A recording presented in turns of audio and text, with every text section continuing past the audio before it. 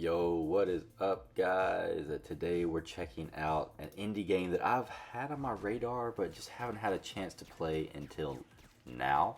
It's called Neon Abyss, and I found this on the Xbox Game Pass. That's the reason I'm finally getting to play it. But I've had it, on my wish list on a PlayStation Store for quite a while now. It just never got added to the game catalog like I was hoping it would. Now that I have a Series S, I can check out Neon Abyss, and honestly, holy crap, this game is so much fun. And I knew it would be. I had a very, you know, high suspicion that this game was going to be sick. If you've never heard of Neon Abyss, let me tell you a little bit about it real quick. Neon Abyss is a fast-paced 2D roguelike action platformer developed by Vivo Games and published by Team 17. It was released in 2020. The game immerses players in a neon-soaked world filled with chaotic dungeons, challenging enemies, and powerful upgrades. It's set in a futuristic universe where players must descend into the ever-changing abyss to confront the new gods and save humanity. Neon Abyss offers a thrilling combination of frantic gameplay and addictive progression. At the heart of Neon Abyss is its procedurally generated dungeons, which ensure that no two runs are ever the same. Players navigate through a series of interconnected rooms, battling hordes of enemies and collecting valuable loot along the way. With its fast-paced combat, responsive controls, and a wide variety of weapons and power-ups, the game keeps players on their toes as they face increasingly challenging foes and obstacles. One of the standout features of Neon Abyss is its unique egg system, which adds an element of randomness and discovery to each playthrough. Throughout the game, players encounter mysterious eggs that may or may not hatch into powerful familiars, each with its own unique ability and attribute.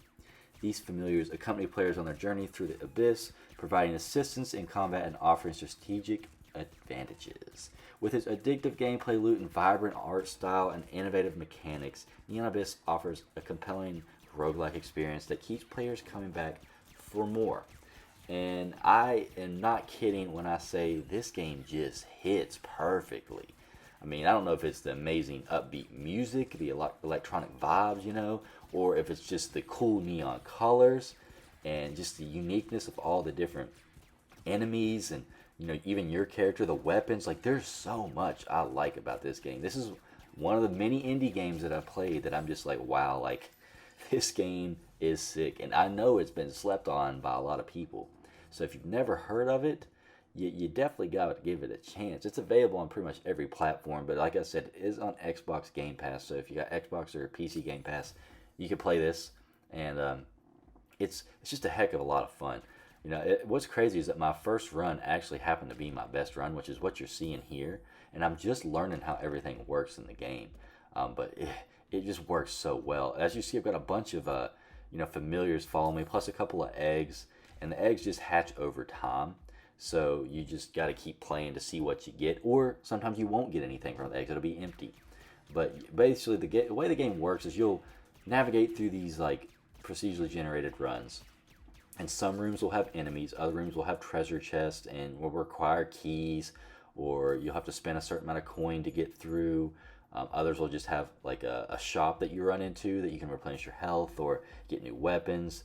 You never know what you're going to run into, and it's what keeps the game fresh always. Like, even if you've been playing and feel like you aren't progressing that far, after you die each time, you will get some perma upgrades, and that just means that each run will be ever so slightly easier. The game doesn't become easy. I will say that this game's actually pretty hard, especially even in the earlier stages. Like, once you get to the harder stages, I've read in some reviews, this game is like overly hard. Like, there's so much going on screen at once, and you have a lot to manage. You gotta like dodge, you gotta shoot, you gotta think. This is one of the I wouldn't call it a twin stick. I guess you might call it a twin stick shooter. You're like aiming with the stick, and that's how you shoot. The controls were a little weird at first, I will say that, because from where you're using the stick to aim, your jump button was actually LT.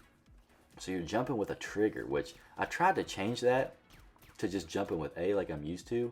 But then I realized why they had it as a trigger, because in order to shoot and jump at the same time, like you want them on opposite sides of the controller. So keep the default controls and just get used to them, and I promise you won't regret doing that because it will allow you to be better at the game. Um, and like I am definitely keeping this game installed and going to be playing a lot more of it because it's addicting. It's just like one of these 2D roguelike games that just is a lot of fun to me, and it's fun to just jump into even if you haven't played it in a while, and you can just instantly start having fun again. You know, you may never feel like you're actually beating the game, but that just means that the game stays fun and playable for a long period of time. So I've just got the first character right now that I'm using, but each character has different like reasons to use them. You know, some might have more health, some might only have shields, some might have extra slots for this and that. Like there's reasons to switch up your characters so you aren't just playing with the same guy always. Plus, there are so many weapons, and you know you can get lucky and get your favorite one, or you can get one that you hate. And so there'll be a lot of like trial and error with this game. And the bosses are actually really good too. As you see, I'm in a boss battle right here. I think I end up winning this one. I'm not sure. I might lose, but as you see, it gets pretty difficult. He's got all these orbs coming at him. I'm doing my best to dodge him, but it's kind of hard. And yeah, I did beat that one, but my hatchling failed, as you saw there.